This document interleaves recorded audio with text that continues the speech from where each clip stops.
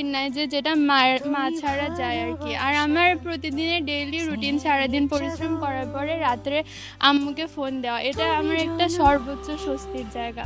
এর থেকে বড় মনে হয় শান্তি কোথাও পাওয়া যায় না। আমি আমার আম্মুর থেকে অনেক বকাঝকা খাইছি, কিন্তু এই হোস্টেল লাইফে যখন একা একা লিড করা হয়, তখন যখন সব মানে কাজকর্মগুলো নিজেদেরকে করতে হয়, নিজে নিজে কাপড় চোপড় ধোয়া, থালা বাসন মাজা, কাপড় শুকানো বা ঘর মোছা, ঝাড়ু দেওয়া, এগুলো যখন আমি আমার শুধু নিজের জন্য করি, তখন আমার মনে পড়ে যে আমার আম্মু আমাদের এত বড় ফ্যামিলির জন্য কত বেশি কন্ট্রিবিউট করে।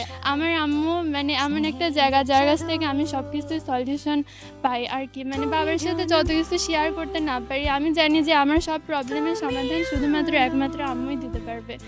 তো কিন্তু কোনোদিনও নিজের মুখে বলা হয়নি যে আমি আমার আম্মুকে অনেক ভালোবাসি, কিন্তু আজকে সবার সামনে বলতেছি যে আম্মু, আমি তোমাকে অনেক ভালোবাসি।